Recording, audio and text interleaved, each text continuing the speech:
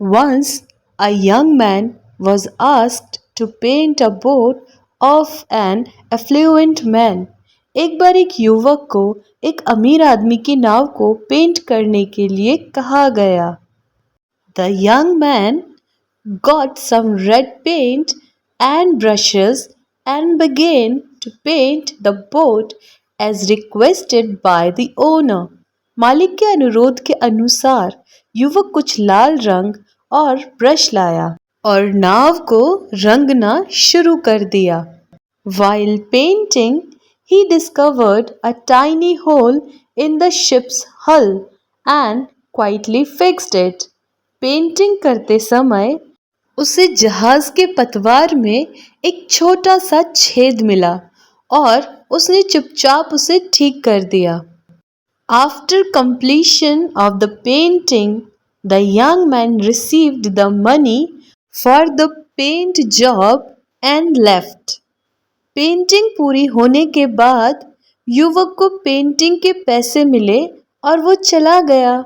The boat's owner showed up at the painter's house the next day with a substantial check, far greater than the painting payment. नाव का मालिक अगले दिन painter के घर एक बड़ा चेक लेकर आया जो पेंटिंग के भुगतान से कहीं अधिक था. You've already given me money for painting the boat, sir, said the surprised painter. आप मुझे नाव की पेंटिंग के लिए पहले ही पैसे दे चुके हैं सर, आश्चर्यचकित चित्रकार ने कहा. But this isn't for the paint job. It's for repairing the hull in the boat. लेकिन ये पेंट के काम के लिए नहीं है, ये नाव में पतवार की मरम्मत के लिए है. But it was such a little service. लेकिन वो बहुत छोटी सेवा थी. It's not worth paying me that much for something so insignificant, said the young man. इतनी महत्वहीन चीज के लिए मुझे इतना भुगतान करना उचित नहीं है, युवक ने कहा. My dear boy, you do not understand the significance of your act. मेरे प्यारे लड़के, तुम अपने काम का महत्व नहीं समझते. Let me tell you what happened. आओ मैं तुम्हें बताता हूँ कि क्या हुआ. I forgot to mention the hole when I asked you to paint the boat. जब मैंने तुमसे नाव को रंगने के लिए कहा तो मैं छेद के बारे में बताना भूल गया. When you were done with the paint, my kids took the boat and went on a fishing trip once the paint had dried out. जब तुम्हारा पेंट खत्म हो गया तो पेंट सूख जाने पर मेरे बच्चे नाव लेकर मछली पकड़ने की यात्रा पर चले गए. They were unaware of there being a hole. I was not there at that time. वे उस छेद के बारे में नहीं जानते थे. मैं उस वक्त वहां नहीं था.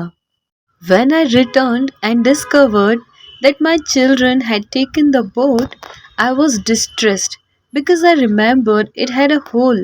जब मैं लौटा और पाया कि मेरे बच्चे नाव ले गए हैं तो मैं परेशान हो गया क्योंकि मुझे याद था कि उसमें एक छेद था. I tried to contact them several times but couldn't reach them. मैंने उनसे कई बार संपर्क करने की कोशिश की लेकिन उनसे संपर्क नहीं हो सका. Imagine my delight when I saw them return from their fishing trip. मेरी खुशी की कल्पना करो जब मैंने उन्हें मछली पकड़ने की यात्रा से लौटते देखा. After that, I carefully examined the boat and discovered that you had repaired the hole. उसके बाद मैंने नाव की सावधानी पूर्वक जांच की और पाया कि तुमने छेद की मरम्मत कर दी है. You see now what you did? You protected my children's lives. अब तुम देखो तुमने क्या किया. तुमने मेरे बच्चों की जीवन की रक्षा की. I don't have enough money to repay for your thoughtful act. मेरे पास तुम्हारे विचारशील कार्य का कर्जा चुकाने के लिए पर्याप्त धन नहीं है. So no matter what, who, when or how. तो कोई फर्क नहीं पड़ता कि क्या, कौन, कब या कैसे. Keep your spirit up to help. sustain, wipe tears, listen and carefully repair any leaks you find. मदद करने, समर्थन देने, आंसू पोंछने, सुनने और जो भी लीक मिले उसे सावधानीपूर्वक ठीक करने के लिए अपना उत्साह बनाए रखें.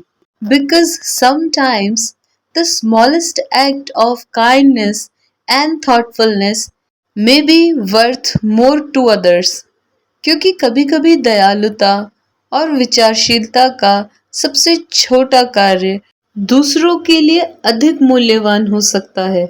You may have repaired many boat holes on your way, even without realizing how many lives you may have impacted. तुमने अपने रास्ते में कई नाव छेद की मरम्मत की होगी, भले ही तुम्हें ये एहसास ना हो कि तुमने कितने लोगों के जीवन को प्रभावित किया होगा. Similarly, many may have fixed holes in your boat without realizing it. So be grateful and keep being kind and thoughtful. इसी तरह कई लोगों ने बिना सोचे समझे तुम्हारी नाव में छेद ठीक किए होंगे, इसलिए आभारी रहें और दयालु और विचारशील बने रहें. This was our one more story with a beautiful message. I hope that you like the story and the way I am teaching.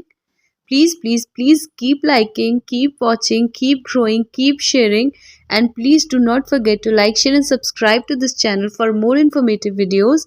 I'll see you in the next video with a beautiful story. Till then, please take a really good care of yourself. Tada! Bye!